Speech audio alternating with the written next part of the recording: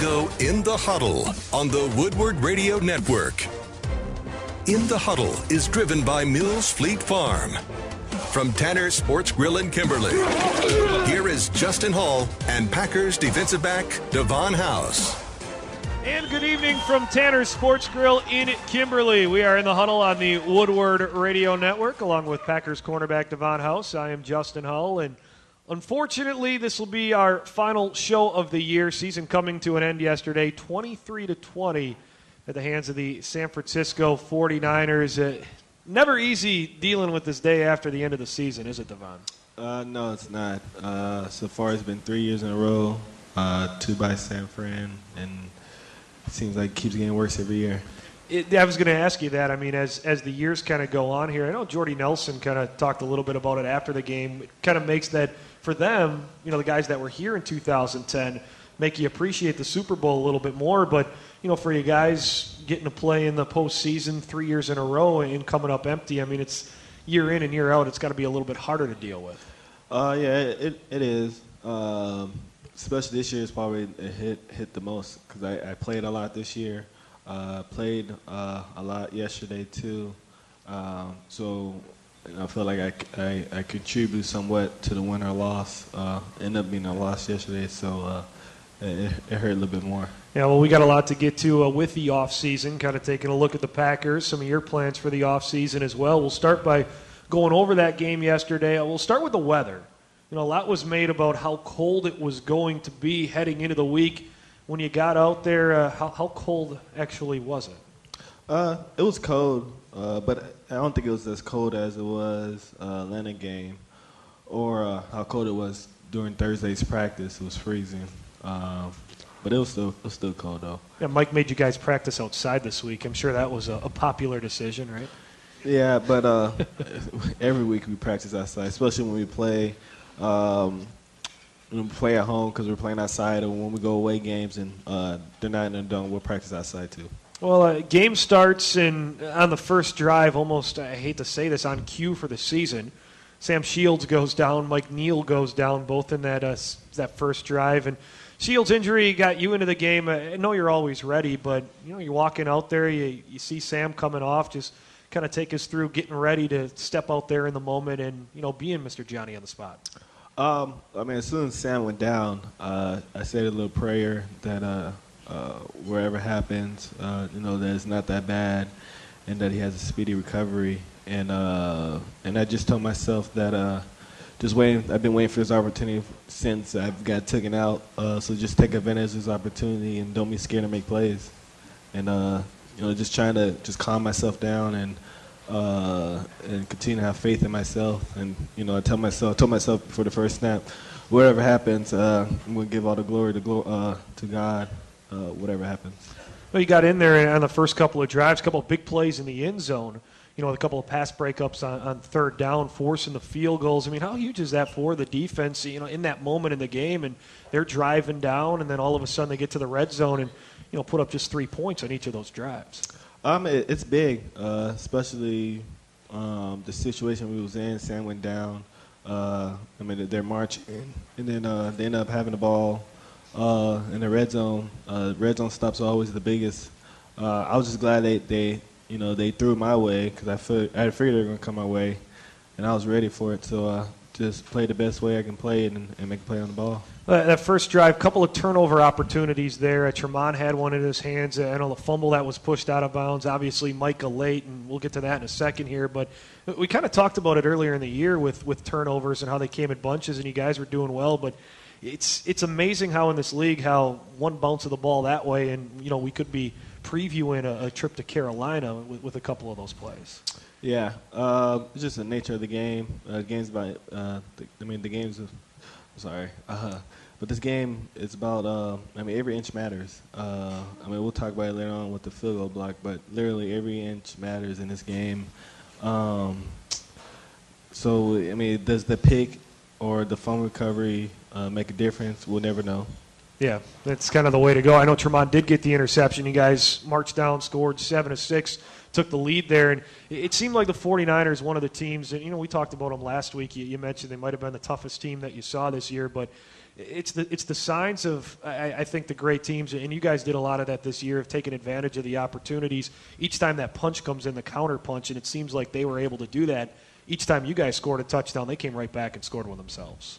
Yeah, that's just something we got to work on next year, is when we score on the offensive side of the ball, we can't just let the offense come down right away, kick a field goal or score. The best thing for us to do is have them, create a turnover, of course, or force them to a 3-and-out, which is going to have us have more momentum, giving the ball right back to Aaron.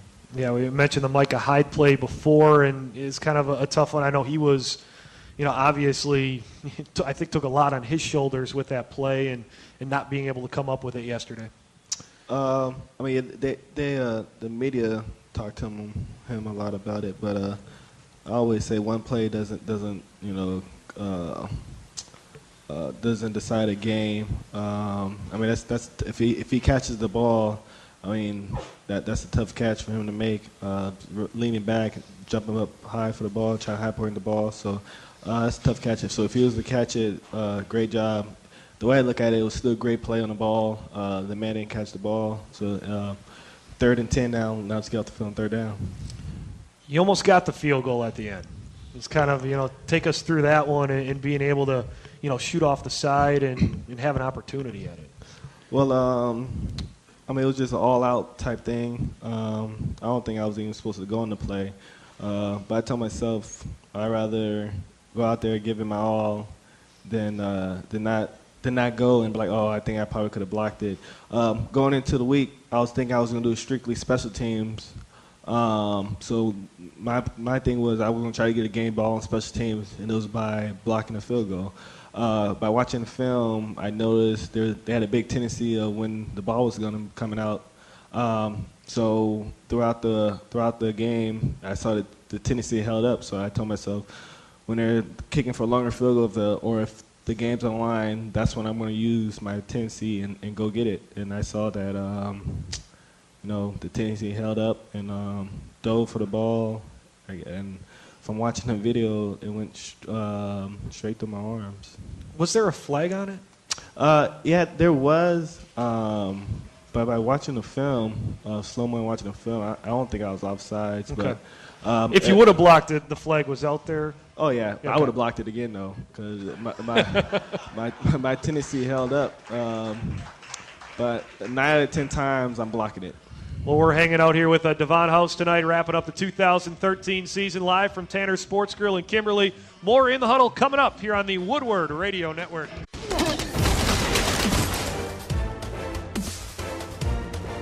And bringing it back to Tanner Sports Grill in Kimberly in the Huddle on the Woodward Radio Network. We are brought to you by Mills Fleet Farm along with Davon House. I'm Justin Hull. Let's get to our Compass Land Consultant injury report. A big thanks to the folks at Compass Land Consultant hopping aboard and sponsoring our injury report this year. And throughout the year, remember, if you're in that need for that hunting land, a nice piece of water property or whatnot, the people at Compass Land Consultant, they're there to help you. A full-service real estate consulting business.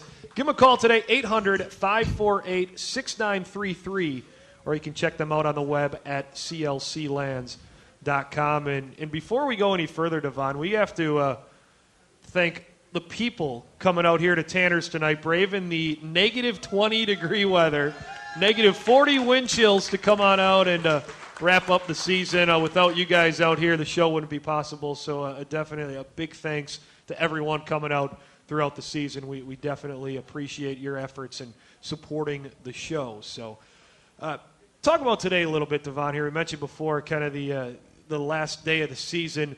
The finality of the season, I guess, talking to the reporters in the locker room yesterday, but I know earlier today it was clean out the locker time. Is that really when it hits you? Yeah. Just sitting there, no more shoulder pads in the locker. The helmets are gone. All our Packer stuff is gone. The only thing that's left in your lockers is your cleats or whatnot.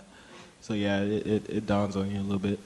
Do you recall going back to the first playoff loss that was against the Giants? Do you recall kind of the feeling there, and has that changed, or can you kind of take us through, the feeling each year and, cleaning out that locker, I guess, for the first time now for you here? It's your third time. Yeah, every year it gets worse. The first year I didn't play much, so I was really enjoying the ride. So I really didn't know what to expect. Last year it was very disappointing because I came in the season with high hopes, and then I hurt my shoulder. Then Sam goes down, so then I kind of forced to play, and I come in and do my job.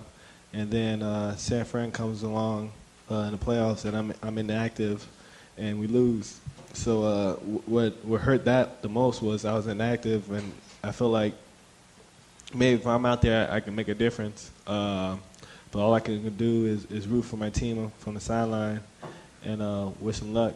And this year, I contributed a lot this year. Basically started the game, and we lost, so it was even tougher this year. I think what happens, you get a season's over in the midst of all the Monday quarterbacking going on, second-guessing, pointing fingers and all this.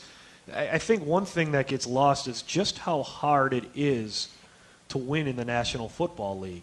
And there is only one champion. There's only one, team that cleans out the locker with a smile on the face at the end of the season. And I think sometimes, that gets lost outside of it. And you being in there and, being part of the team, I think maybe that understanding is a little bit more just how hard it is to, be in that one team. Yeah, today Morgan Burnett said it the best. That next week there's going to be a team feeling like this.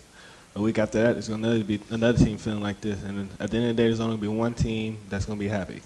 Every year it's going to be like that. So it's hard. I mean, I forgot who I was talking to, but we were talking about how there's some players in this league. I think Tony Gonzalez, first time making the playoffs was when he was with Atlanta, I believe. And he played 13, 14 years. And in my first 3 years, we made it to the playoffs. So it's been a blessing just to get it this far. Yeah, you look at a guy like Driver. How many years did he play in this league to win? Clifton Tauscher, a couple of guys that were around on that team. That's a great point to bring up when you talk about that. How about for, I don't want to call it a disconnect, a hunger disconnect, but for the guys that have won the Super Bowl from a guy that hasn't won the Super Bowl, do you see maybe at the end of the season a little easier on them because they do have that ultimate prize? They have accomplished what, everybody sets out to do? No, I would say that towards the end of the year and playoff time, those guys get even hungrier during the situation. I mean, because you see how they tried to teach the young guys and the younger players that haven't made it there yet. I mean, how great of a feeling it is. I mean, this whole week we're talking about, if we go to Super Bowl, it's gonna be the greatest feeling in the world. Guys getting emotional after the Super Bowl, and just trying to have that feeling back again. But the older guys do a great job of pulling the younger guys in the right direction. We're kind of embarking on what I think all lines up to be a real interesting offseason here. And here's the free agent list, okay? Guys that might be back next year, might not be back next year. Johnny Jolly, Matt Flynn, Evan Dietrich Smith, Jamari Lattimore, C.J. Wilson, Sam Shields, James Starks, Andrew Corliss, Mike Neal, John Kuhn, James Jones, Jermichael Finley, Ryan Pickett, and B.J. Raji. That is quite the call it an offseason of question, but that's quite the list. And, I mean, that right there, I think, just by looking at almost a fourth of your team could be replaced next year if, none of those guys do come back. Yeah, half of them are starters, too, I just realized. It's just the way the business is, we can't keep everyone. So, I mean, that might have been, most likely that was the last time all of us all playing together. So, I mean, it's been a blessing, especially the older guys like Grease and BJ, just the competitiveness with J-Mike or whatnot. I mean, things like that I will never forget. And then, they teach me a lot, just watching those guys practice and play. Will they all come back? I hope so. But in this business, you never know. I guess as a player, you'd love it to come back and have all 52 of the other guys around you and give it give it another go next year, try to get some guys healthy and whatnot, and see what this team really could do, right? Yeah, in the perfect world for playing video games, that's exactly what I would do, draft the same class. You got the question last night about Dom Capers asking if you think he should be back next year, and your answer was that's a Mike question. I think that's totally fair and totally, the right way to go. I'll ask you this. As a player, what is your relationship like with your coaches, your defensive coordinator, your position coach, and what have you?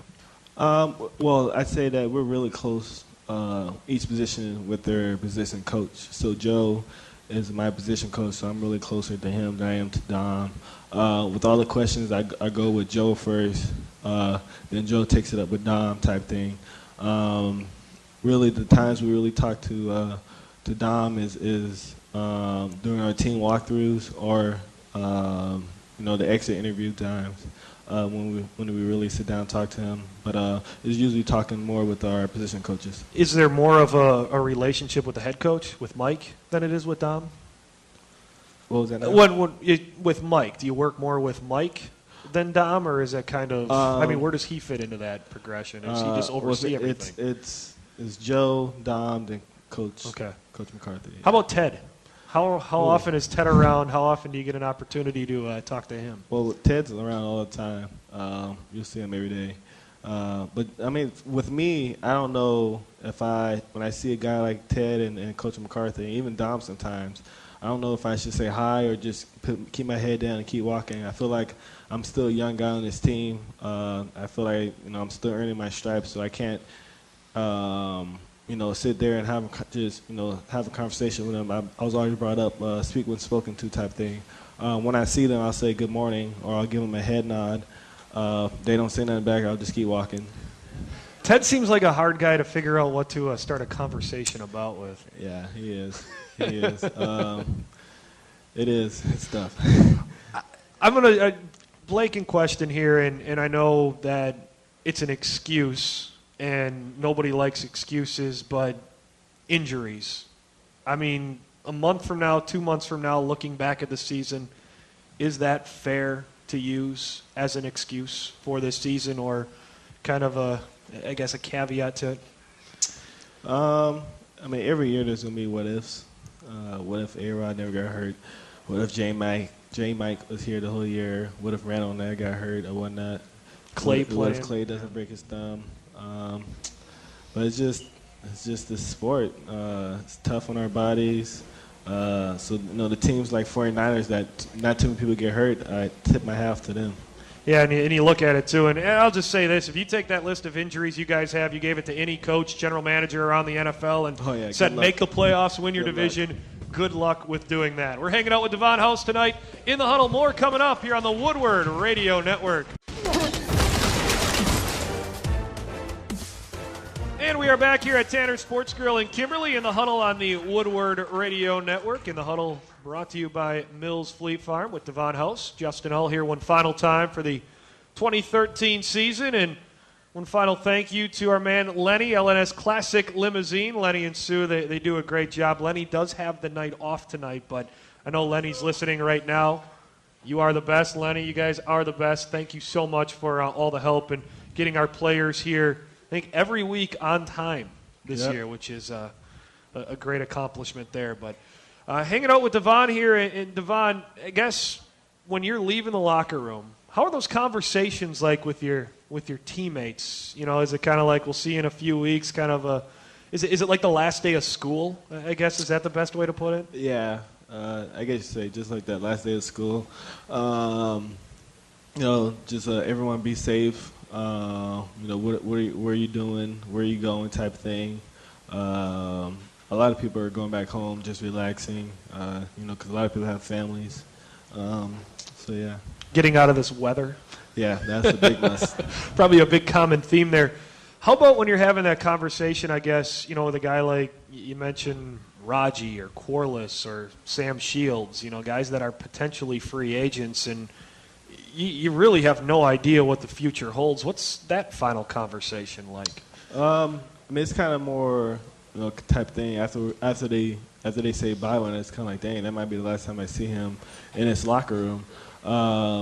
That conversation is more of a, keep your head up, regardless of what happens, keep working, type of thing. If I'm not here, it was fun.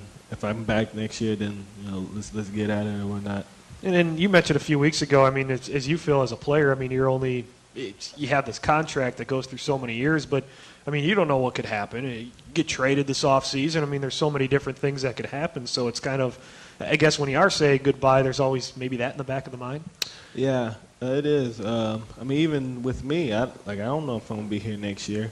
So, I feel like my job's on the line again this year. So, I feel like I have to get better somehow, some way, get better, stay consistent, and try to excel. This is you'll be entering the final year of your contract, right? Correct. Okay, just wanted to clarify there. How about Sam Shields? And, I'll bring him up because you've had an opportunity to, see him in meeting rooms, be there side to side with him. What have you seen from him coming in from a rookie to where he is right now? And I think a lot of people anticipate, he's got an opportunity to make himself a nice contract here in free agency. Yeah. To me personally, I feel like Sam's one of our better DBs. For sure, top 2 on our team. One of the best cover guys in our division. The guy, you look at his numbers, I don't know if anyone in his class is even close to the numbers that he's putting up, especially during the playoffs, big games, Dallas, Chicago, his rookie year. I can name games, him picking balls off when we needed it the most. So Sam's a great cornerback. And I'm sure for him, too, being an undrafted free agent, being able to hit free agency, too, I mean, that's a life-changing thing for a guy like Sam. Yeah, it is. It is. So, whatever happens, I hope he gets the most money he can get. I hope he gets a good, lengthy contract. And hopefully he stays here because I like the man a lot. He's a good corner, and he helps our group out a lot. Well, let's get to your year a little bit more. You had your exit interview today. Yes. What transpires there? I mean, you don't have to get into details, everything that was talked about, but just kind of give us the base of how that works. It's very simple. We talk about what could we do better as an organization. We talk about what could Coach McCarthy. He asked me what can he do better with coaching us in general. And we all get our inputs, and then he asks, how do I think I did? And then he asks, do I have any questions for him? So the questions I asked was, how do you think I did this year? What can I do to get better? Or whatnot. And then who asks, what's your big plans for this offseason? And that's about it. What are some of the things that, as you go into the offseason here that you feel like you need to work on with your game to, get better and get back out here and, contribute next year? For me, just staying consistent. I feel like I can stay healthy for a whole year. This year was my first year staying healthy for a whole year, so I know I can do that. Just continue to play consistent. I know I can be a good corner in this league. Just got to do it every down, every play, and just show everyone I can do it. Is that a tough question to ask when you're sitting there with your head coach and he says, "What can I do better?" When he asks me that. When he asks you Yeah. that, it's got to be one of the most I don't know if my boss would sit down with me and ask me that question. It'd be kind of intimidating. Yeah. The way I look at it is when I ask him that question, I want him to tell me the truth so I can get better. Yeah. At the end of the day, we both want to get better. He wants to get better as a coach, and I want to get better as a player. So the best thing for me, I think, is honesty. So as long as he's honest with me and I'm honest with him, that's going to make both of us better at the end of the day. So do you decompress from football a little bit, take some time off, even the training and that, and just kind of, get away, clear the mind, and I guess start getting mentally ready for 2014? Yeah. I dislike watching ESPN right now. Anything doing football, I dislike it a lot. So I doubt I'll watch Super Bowl. But soon after Super Bowl, though, I'll watch ESPN again. Watch some basketball, just relax, be a beach bum for a little bit. Beach bum in the warm weather, Yep. head back home for a little bit. Is that what you're saying you're going to do? I'll be there for a little bit. Not too long, because you do make your home here in Green Bay, Yeah, right? exactly. What's the benefit of that? I mean, for a guy like you, is there a benefit to it? Is there is something that helps you out there? To staying in Green Bay? To staying in Green Bay. For me, I like staying in Green Bay because I worked out with Zach, who's one of our strength and conditioning coaches. We worked out together getting ready for the combine. And he knows me really well, and I like how he stays on me. I'm the type of guy when I work out, I like someone staying on top of me, walking me through every rep or whatnot. So that's the reason I stay. You can work out at team facilities. Is that? Yeah. You can do that too. Yeah, the facility be open, I believe, Monday through Thursday, or Monday through Friday every week. How many guys usually stick around? Is it a good number of guys? Well, no, like usually everyone leaves for like a good 2-3 weeks, and then you'll see 2 or 3 people come back. So I say by late March, you'll see a good 10 people coming consistently.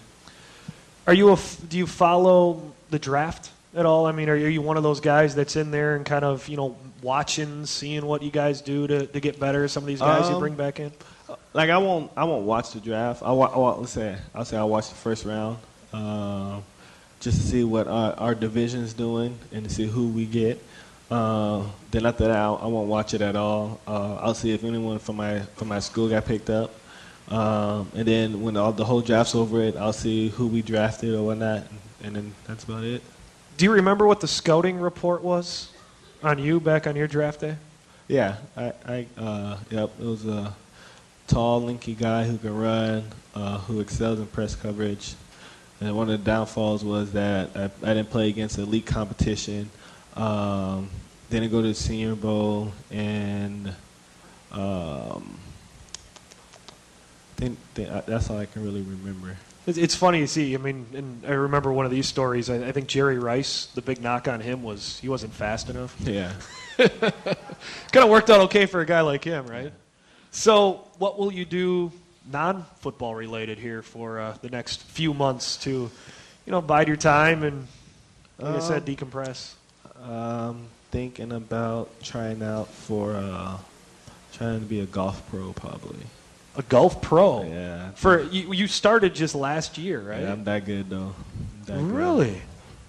I'm working on here, and I kind of told Davon on that, and we appreciate the hard work for Davon here.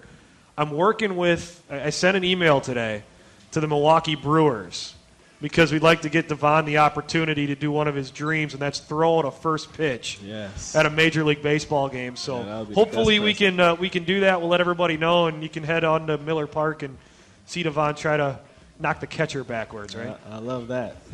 Should be a lot of fun. We're hanging out here with Davon House. We'll get to some of your questions coming up. Our Brew Pub Lots of Matzo Pizza segment is next. In the Huddle on the Woodward Radio Network.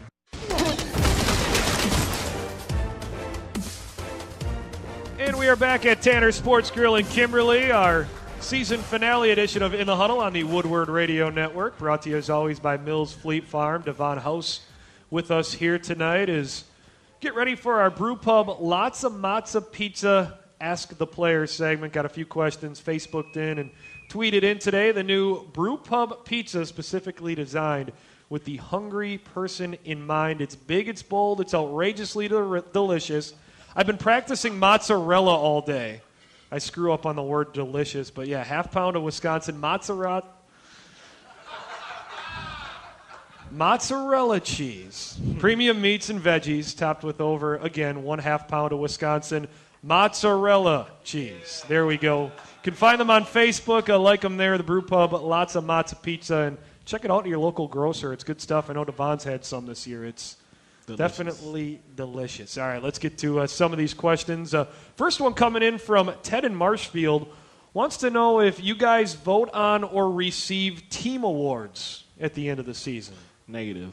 The only awards that we won is Super Bowl. Nothing like that? No team MVP, most improved player, that sort of thing? No, none at all. Okay. I'll get to the next question. This one's coming from Gary in Eau Claire, and we were talking a little bit about this at the break. Did you see what San Francisco offensive lineman Anthony Davis tweeted the other night? and you did not. And I informed you that he called Ric Flair, the former wrestler, came out and talked to the 49ers at the hotel and said Ric Flair came out to this not-so-nice place and to talk. When you hear guys kind of, I guess, trash the area, is kind of surprise you, I guess, or kind of, I don't want to say offend you at all, but, when they haven't been here, don't live here as well, because I know you guys, being here and being in the area think very highly of it. Yeah, just a lot of people don't know about great tradition. And I guess he's just that guy that doesn't know about the the great things about Wisconsin and good things about Packer football. Yeah, I'll get to our next question here. This one's from Brad in Milwaukee.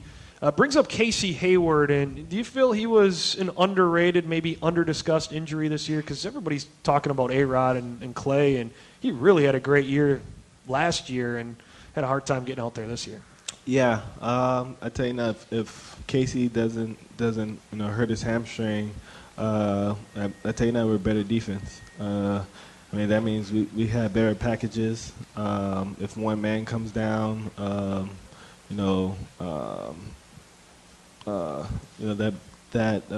like I say, if I go in or Casey goes in or Micah Hyde goes in or whatnot, the level of play is still going to be high. So he's one of those guys that if he would have been out there, it would have been a lot better for us. Yeah, I think a guy to look out for coming back next season. I'll get to the next question here. This one's from Nellie in Appleton. Out of your teammates this year, what player or players surprised you the most this season on your team? Anybody step up and kind of stand out to you? I would say Eddie Lacy. Big year for Eddie. Drew Corliss picked up big time. We needed him a lot.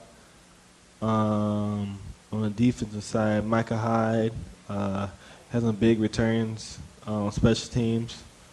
And Johnny Jolly, I didn't know how he was going to be. Yeah, he really stepped up. I want to say one too, if I can.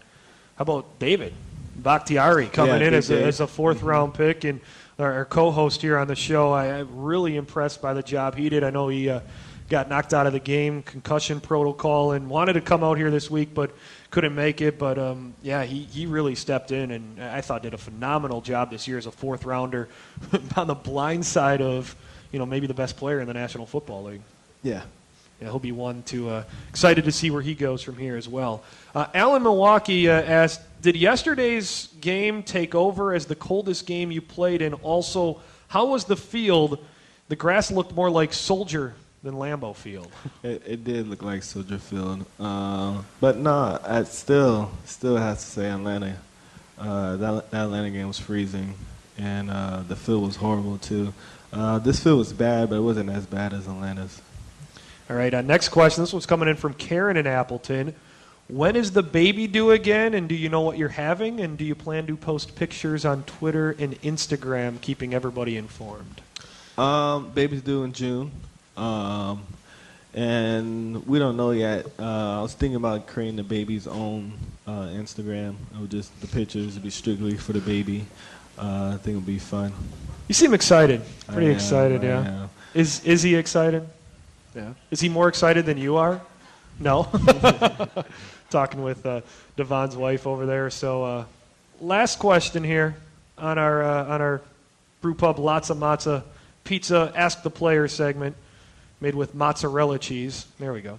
This one coming in from Larry and Kimberly. Would you like to see the Super Bowl played in conditions like yesterday? I don't care. I'm not playing it. So. I mean, would you like to wish, maybe today's weather in New York on whoever gets there, so they got to deal with it at least? I want it to be freezing. I want it to be snowing, and I don't want no one to go. And he throws this in there, too. Bruno Mars at halftime, good choice or bad choice? He's going to be cold, so I don't know.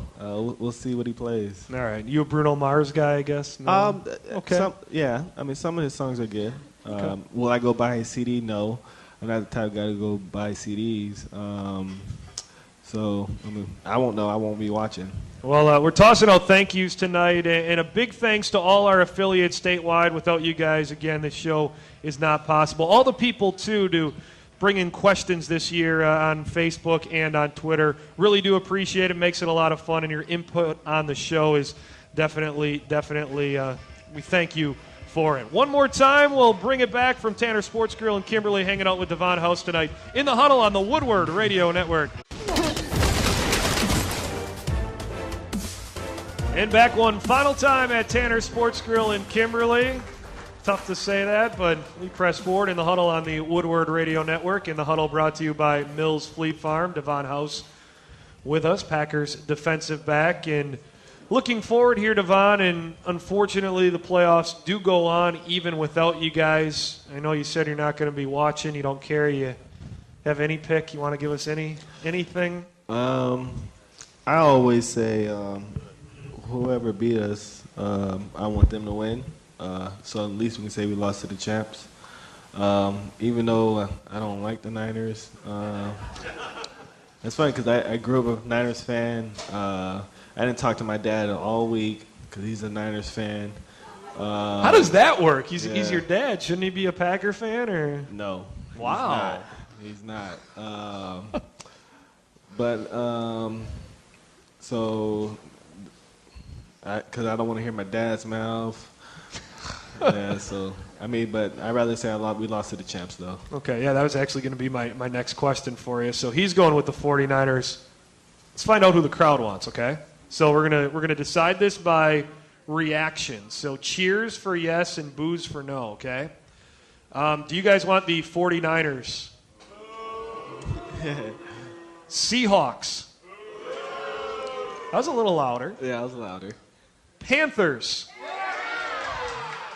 A.J. Klein, linebacker for the Panthers, is from Kimberly High School, which is right across the street from Tanner, so I'm not surprised by that. How about the Saints? That's who I want. I'm just going to say it. I like Drew Brees as a player. I'll be honest about that. How about the Colts? No reaction. You see their comeback on Saturday? Did you happen to see their comeback on Saturday? Yeah, I saw it.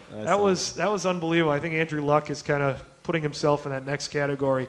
Broncos? Nothing. Patriots? Chargers? All right, I think it's the Panthers. That's the Panthers. Consensus. So you guys, mentioned Luck. You saw him last year. Do you kind of see him as being maybe that next great quarterback in this league? Or? Yeah, especially once he gets some more weapons around him. He did this without Reggie Wayne. Yeah. Who was easily the best player on their team. So that he's going to be dangerous. How about the Panthers? You haven't seen him on the field since 2011. Probably kind of an enigma there for you guys to really put a finger on and talk about as a team, right? Yeah, man, it's their defense. Defense wins championships, and they got one of the best defenses. The front seven is really great. They got the quarterback just with their front four, and the defense is going to take them as long as they go. The Chargers, probably the biggest surprise win of the weekend, going to Cincinnati and winning. You know much about the Chargers? AFC kind of that? I don't know. I don't think they're going to last past this week. Here's a stat I saw, and I find this, I'm not going to call it amazing, but 3 out of the 4 road teams won Ravens this weekend, okay? In the last 10 years, road teams in Wild Card Weekend are 23-17, 57% of the time. You go the previous, I think 11 years before that was the number I looked at, 34-10. Wow. 70, it's like 2 out of 3 or 3 out of 5 home teams win now. 4 out of 5 home teams, kind of a while ago. What is that explainable? Is that an anomaly? Is home field advantage maybe gone in the National Football League now? If you look at it that way, yeah. But I still rather play at home than go play, in Seattle for a wild card. That's for sure. MVP of the league, Peyton Manning. You got someone else. Yeah, you probably have to go Peyton again. Yeah, 55 touchdowns, Yeah, setting the Peyton. passing record. How about Coach of the Year? Coach of the year. Let me try to think for a second. I like the coach for Carolina. Ron Rivera? Yeah, he's done a real good job down there. Defensive Player of the Year? Defensive. Who? I don't know. You don't know. Luke Kuechly of Carolina. Oh, yeah, I know yeah. he was Like a big name. 100 some tackles? Mathis from Yeah. Indianapolis, I think, is a good Nah, choice there. I like Kinkley. Kuechly, yeah, he's a stud. Offensive Rookie of the Year? Eddie. You guys, yeah, Eddie Lacy. That's easy. I think that Eddie chat yesterday was cool to see. Yeah. That's like 10 years of Vernon Morency's and Tony Fisher's and Najee Davenport's right there in frustration for Packer fans. Defensive Rookie of the Year, I'll avoid that. Title game tonight, Florida State and Auburn. What do you got? Florida State. Florida State. Yeah, Auburn can't keep getting lucky. I got to say, Davon, a huge thank you this year. I mean, so much fun. Appreciate you coming aboard with us this year. And I say that because we had Graham Harrell and DJ Williams. They were originally lined up to do the show with us this year. And when Graham got let go, Davon stepped up right to the plate and really made that transition, kind of that worry of who's going to be our host here, really easy on us. And I appreciate you coming out here. It's been a lot of fun. I know the fans really love to get an opportunity to know you. And, we wish you all the best. And we'll maybe do it again next year, okay? Yeah, I want to say thank you for having me on the show. Like you said, when DJ and them got let go, I was excited to step up to the plate. Did the show early last year, and just a blessing to come on the show. Hopefully next year it'll be the three of us with the little one here too. So he'll be on the show talking a little bit too, or trying to talk. Well, we definitely appreciate it. Also, a big thanks to David Bakhtiari. I know he couldn't make it out tonight, but great job by him, young man, 22-year-old, and doing what he did this year. Our engineers, Evan and Mike, all the folks that make this show possible. It's been a great season. Thanks again, and we'll talk to you next year in the Huddle on the Woodward Radio Network.